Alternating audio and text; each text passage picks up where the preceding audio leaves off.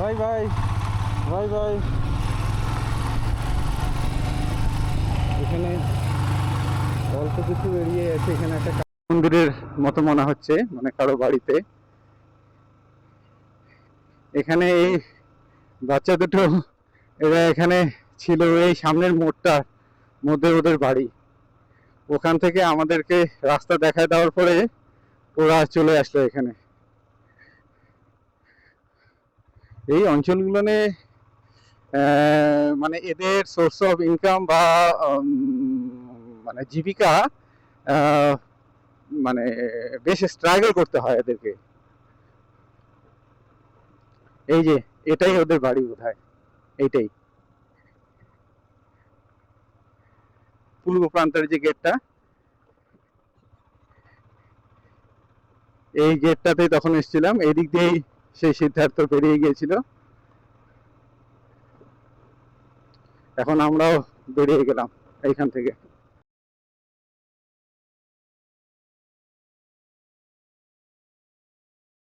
Main road থেকে, মানে যে রাস্তাটা দিয়ে আসছিলাম, তো সেখান থেকে ডান দিক দিয়ে আমাদের এই রাস্তাটাতে ঢুকিয়ে দিল।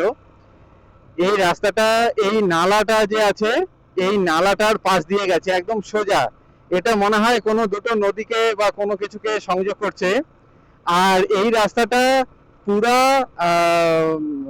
তিলরিকোট যে শহরটা আছে, তাকে বাইপাস করে আমাদেরকে একেবারে হাইওয়েতে নিয়ে গিয়ে তুলে দিবে।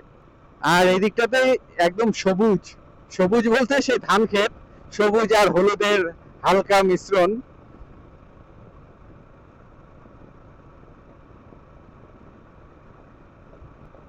এই জায়গাগুলো একদম ফাঁকা, একদম নিরিবিলি, মানে কোন লোকজন বেশি নেই, না বাড়িঘর, না গাড়ি ঘোড়া। হাইওয়ে মানে বড় রাস্তা আর কি। এই দিক দিয়ে এখন আমাদেরকে যেতে হবে।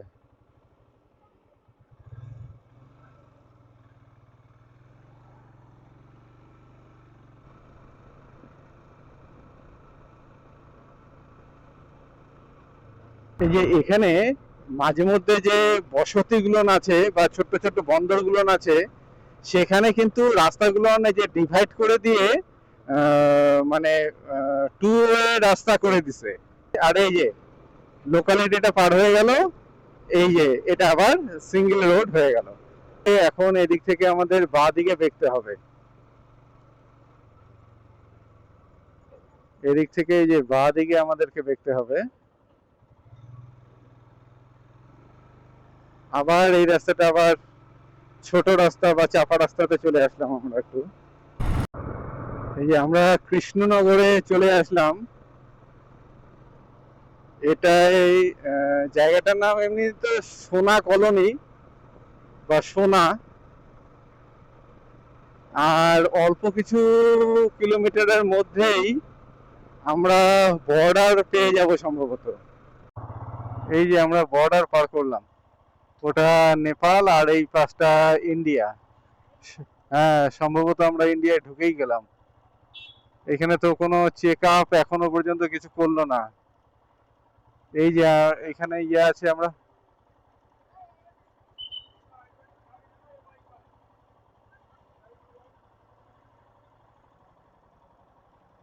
এই যে দাঁড় করাইছে,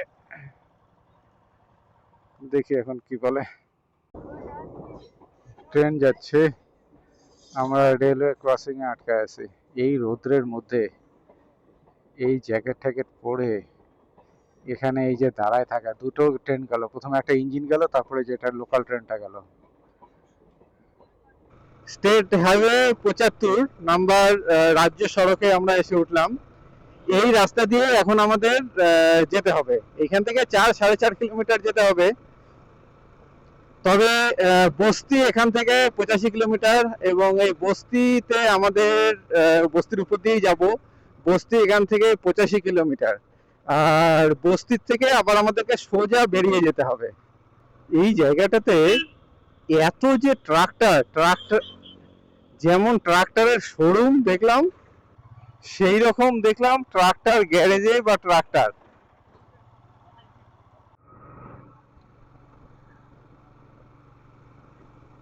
এইখানে এই ব্রিজটার দুই দিকে এরকম করে সব পতাকা দেওয়া আছে, আর এই নদীর দুই দিক দিয়ে কি সুন্দর কাশ ফুটে আছে।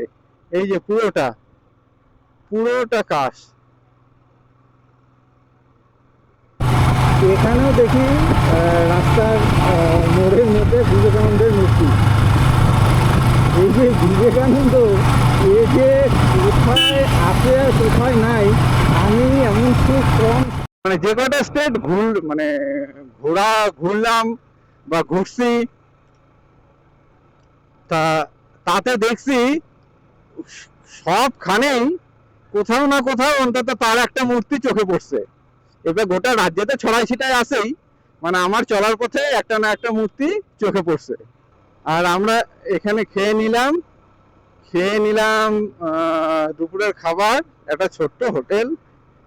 সেখানে অদ্ভুত, মানে আমি তো হাফ প্লেট চিকেন নিলাম, প্লাস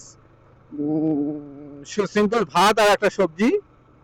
আর কাবেরী তো আরো অদ্ভুত, ও শুধু ভাত নিল আর বললো একটু আলু সিদ্ধ করে দিতে, ওরা তাও সিদ্ধ করে দিল।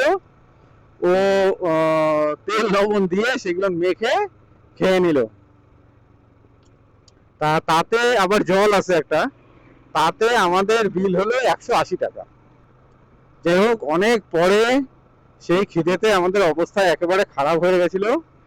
তা সেইটা এখন খেয়ে দিয়ে এখন আমাদের একটু সুস্থির হলো জায়গাটা। এই যে সূর্যের আলো কাশফুলগুলোর উপর পড়ছে, কি সুন্দর সেটা চকচক করছে। মানে এই কাশফুলগুলোকে আলাদা ভাবে এখানে মানে চোখে ধরছে, একদম মানে সাদা একটা স্ফটিকের মতো মনে হয়। আর সূর্যটা ঠিক কালকে বোধহয়, সম্ভবত কালকে না পরশুদিন, কালকে তো না পরশুদিন, ঠিক এই শেষ বেলায় চোখের সামনে। আর এই দিনও, এই আজকেও সেই সূর্য মনে হয় আমাদের সেই চোখের সামনেই থাকবে এই বিকেল বেলাটা। দেখো এই যে এত পরিমাণে জিনিস নিছে, এইবার এটা নিচে কিসে, জিনিসটা কি সেটা আগে দেখো। এই যে একটা ট্রাক্টর, এ না দেয় সাইড, এ হলো একটা ট্রাক্টর। পিছনের যে ট্রলিটা আছে, সেই ট্রলিটার মধ্যে এইরকম করে জিনিস নিছে।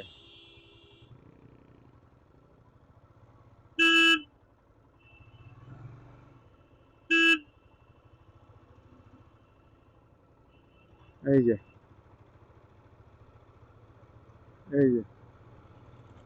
ট্রলিটার মধ্যে, মানে ওর যা আয়তন তার কয়েক গুণ বেশি আয়তনের জিনিস ওখানে নেওয়া আছে। এখান থেকে অযোধ্যা আর 50 কিলোমিটার, এই ঘন্টাখানেকের মতো হয়তো সময় লাগবে। এখন শহরে ঢোকার পর তো ওই জ্যামে বা তখন তো সময় আরো বেশি লেগেই যায়। আর দেখি এখনো 50 কিলোমিটার তো আছে, আর এই রোড ধরেই আমাদের আরো 4 কিলোমিটার 4.5 কিলোমিটার যেতে হবে। এই গোটা রাস্তাটাতেই এরকম মোটরসাইকেল, সাইকেল, হাঁটা মানুষ, আর বাকি তো অন্যান্য ভিড় আছেই।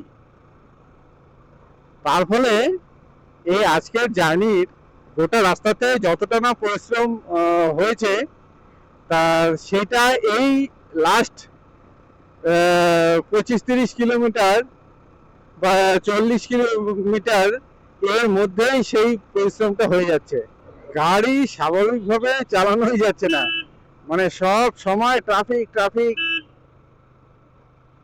এটা ওটা সেটা একের পর এক এগুলো সব লেগেই আছে। 40 কিলোমিটার আছে, তাতে তো ঘন্টাখানেকের মধ্যেই চলে যাওয়ার কথা, আর সেখানে গুগল দেখাচ্ছে 1/4 ঘন্টার উপরে। বা তারও বেশি, 20-25 মিনিট, 1 ঘন্টা। তা তখন একটু অবাক হলাম, বাপরে এত এই ডিস্টেন্স যেতে এতক্ষণ সময় দেখাচ্ছে। এখন বুঝতে পারলাম যে কেন এতক্ষণ সময় লাগবে। এই রাস্তাটার এতক্ষণ এই মোটামুটি 700-800 মিটার বা 1 কিলোমিটার হবে না হয়তো জায়গা, এমন অবস্থায় একেবারে চাপা ভাঙা বাড়ির উঠানের মধ্য দিয়ে, মানে একদম দেওয়ালের ফাঁক দিয়ে এরকম করে রাস্তাটা নিয়ে আসলো। আর গোটা রাস্তাটা হলো মানে ফাটা ফাটা, মানে চিড়ে দেওয়া মনে হয়। তার ফলে পুরো ডাক ডাক ডাক ডাক ডাক ডাক ডাক ডাক করতে করতে আসলো। অথচ ওই একই রাস্তা, কিন্তু ওই একই রাস্তায় এখানে এসে আবার ঠিক হয়ে গেল। দেখি আর আগে যাই, এই রাস্তাটা থেকে নিশ্চয়ই অন্য কোনো রাস্তায় উঠবে এরপরে আবার। আমাদেরকে কোনো হাইওয়ের মধ্যে দিয়ে নিয়ে আসলো না, একদম গ্রামের মধ্য দিয়ে গোটা রাস্তাটাই, মানে স্টেট হাইওয়ে বা এমনি রাস্তাগুলোর মধ্য দিয়ে একদম ভিতর দিয়ে এ আমাদের নিয়ে আসলো। বাপরে, আগের যে রাস্তাটা ছিল তার তুলনায় তো অনেক ভালো, মানে প্রশস্ত একটা রাস্তা। কিন্তু এই যে রাস্তাগুলোর উপরেই পুরো বন্দর বা যে জায়গাগুলো থাকে, তার মার্কেটটা এখানেই থাকে, বসে, সেই জন্য এই জায়গাগুলো আবার প্রচন্ড ভিড় থাকে। এই যে দেখো, এই ট্রাক্টরটা কিভাবে লোড করছে। এরা মাল বেশি করে নেওয়ার জন্য ঠিক এই যে মালগুলোর যেরকম শেপ ইউ এর মতো, কিন্তু এর ভেতরে ওদের মূল ট্রলিটা ওয়াই এর মতো। এখনো বেশ গরম লাগছে, কিন্তু যেই এই যে সূর্য অস্ত গেল, সাথে সাথে কিন্তু একটা কুয়াশা বা একটা ধোঁয়াশার মতো চলে আসলো। আর ঠান্ডাটাও তখন অনুভব হওয়া শুরু করে। এই যে সামনের রাস্তাটাতে আমাদের ডান দিকে বেঁকতে হবে।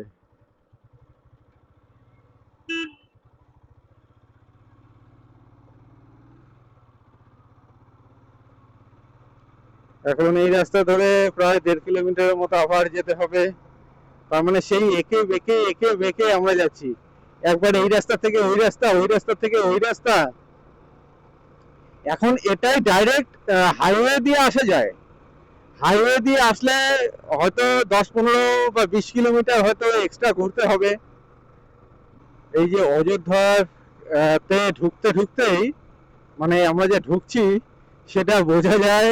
এই যে রাস্তার দুই ধারে এই যে পোস্টার মানে এই যে বোর্ড গুলো লাগানো আছে, সে রামের ছবি দিয়ে।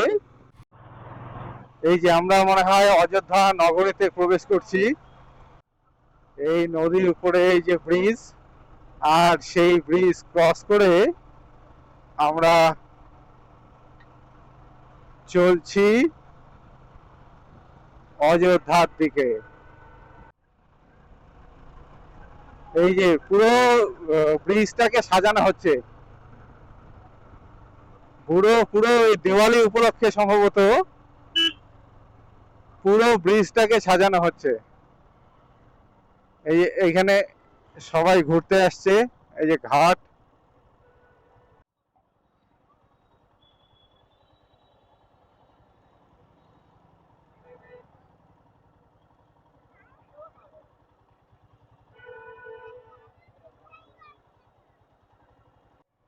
এই যে অযোধ্যা নগরী, একের পর এক সব ঘাটগুলো এখানে।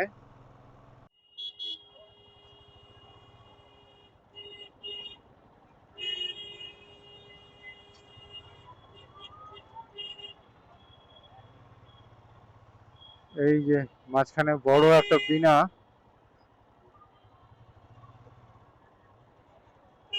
আর সেই রামের তীর ধনুক বা এরকম কিছু হবে।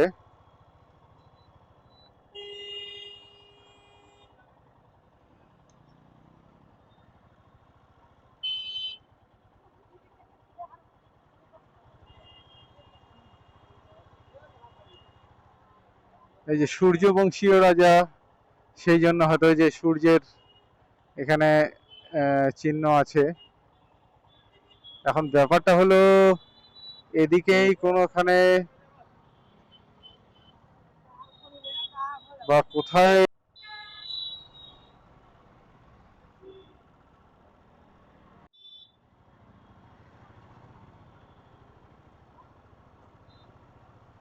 কোথায় দাঁড়াবো এখন বলো?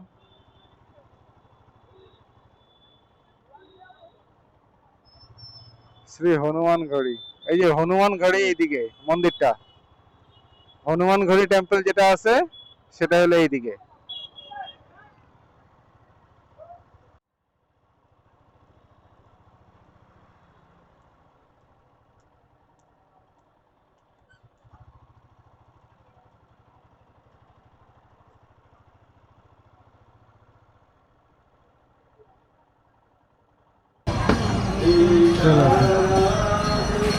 এই যে পেছনে যেটা দেখা যাচ্ছে সেটা হলো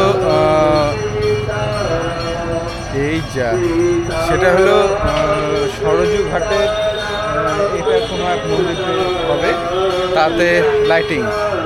আর আমরা এখন যাচ্ছি সরজু ঘাটে। এই যে সরজু ঘাটে এই যে সন্ধ্যা আরতি হয়ে গেল, আমাদের আসতে একটু লেট হয়ে গেল।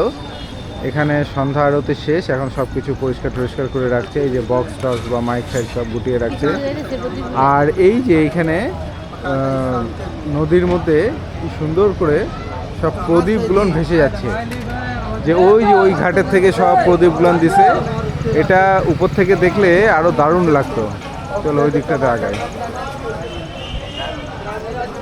এখন এই ঘাটের মধ্যে হেঁটে যাচ্ছি, আর এইখানে বাঁদরের বাপরে বাপ, এদের একেবারে প্রচুর সংখ্যায়। আর এখানে এই যে স্নান করার জন্য এখানে ঘাট করে দেওয়া আছে, আর ওদিকে ব্যারিকেড করে দেওয়া আছে ওই যে লাল রঙের ড্রাম দিয়ে, যাতে ওর ওপাশে আর কেউ যেতে না পারে। এই যে ঘাটের মধ্যে এখানে রামের জীবনীটা খুব সুন্দর করে ফুটিয়ে তোলা হয়েছে। এখানে সেই দশরথ এবং কে প্রণাম করে বেরিয়ে গেল, এই যে ভরত তাদেরকে দিয়ে আসলো, এই যে ভরত তাদেরকে বিদায় দিয়ে দিল। এরকম করে টোটাল যে স্টোরি মানে গল্পটা আছে রামায়ণের, যে ঘটনাটা, সেই ঘটনাটা এখানে পুরো এরিয়াতে ধাপে ধাপে ধাপে ধাপে সেগুলো সম্পূর্ণটা ফুটিয়ে তোলা আছে চিত্রের মাধ্যমে। আর এই যে এগুলো মনে হয় দিওয়ালি উপলক্ষে এই যে ঘাটের প্রদীপগুলো কি সুন্দর এখানে সব ভেসে ভেসে আসছে। এই যে এখানে এই যে মুনির আশ্রমে গেল, তারপরে যে ভরত বোধহয় দিয়ে চলে গেল, আর এরা এই যে ঘর তৈরি করলো, কুঠার মানে কুটির তৈরি করলো। এরকম করে সমস্ত গল্পটাই এখানে পরপর দেওয়া আছে। আর এই যে প্রদীপগুলো কি সুন্দর করে ভেসে আসছে।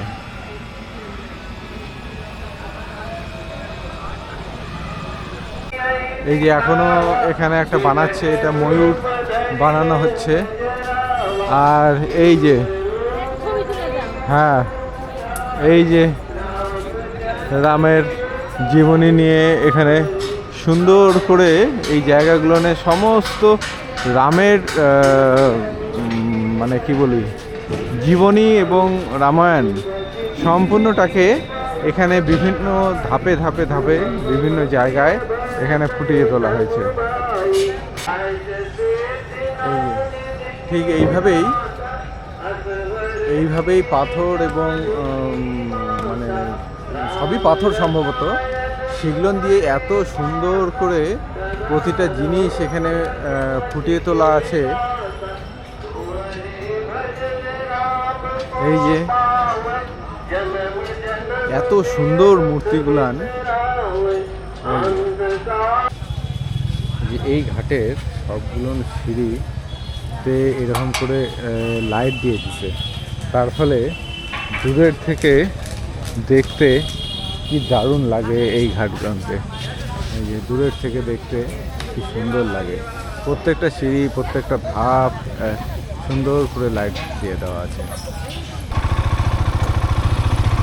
এই যে দেখো রাস্তাটা ঠিক কি সুন্দর করে সাজানো হয়েছে। মানে এটা দীপাবলি উপলক্ষে গোটা শহরটাকে এইভাবে সাজানো হচ্ছে। মানে এগুলো সব দ্বীপ, এখানে যেগুলো দেখা যাচ্ছে এগুলো সব হলো দ্বীপ। গোটা শহরটাকে কি দারুণ সাজানো হচ্ছে।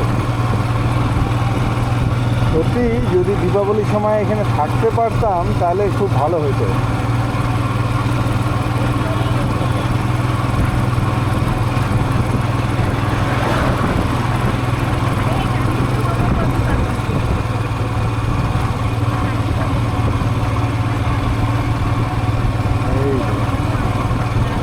আর এইটা হলো এই যে দুয়ার, রামের দুয়ার হলো এই যে এইটা। এই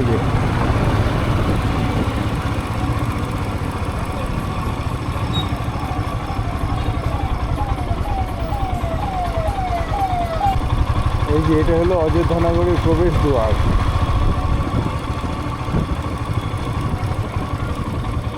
হ্যাঁ, এই প্রবেশ দুয়ার দিয়ে এখন আমরা প্রবেশ করছি।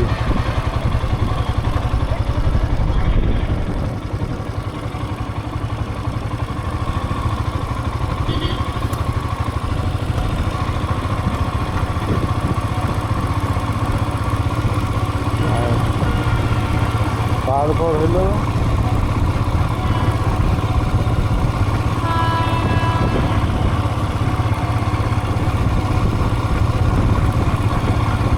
এই যে রাস্তাটা কি দারুণ।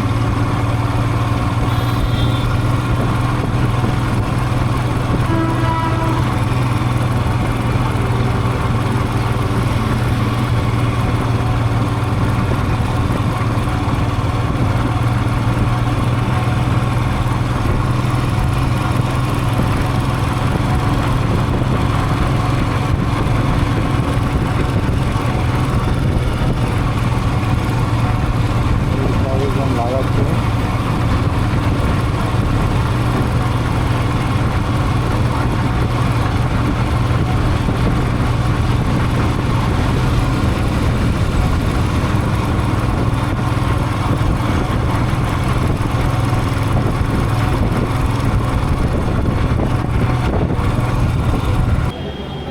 লাড্ডু আর পেয়ারা।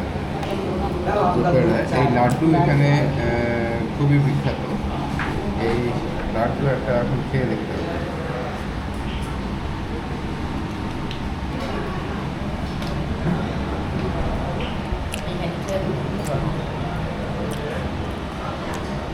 এটা চিনি দানা খচখচ খচখচ করে।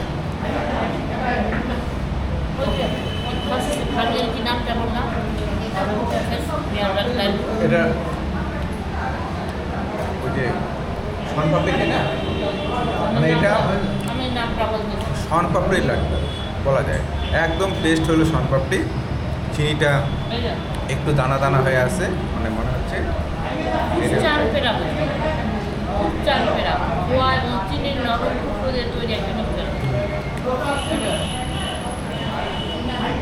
এটাই তাহলে হচ্ছে ওটা।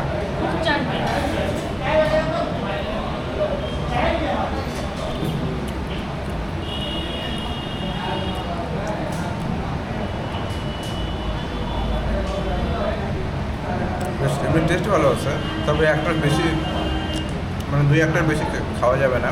প্রচণ্ড মিষ্টি, মানে একদম কড়কড়ে মিষ্টি।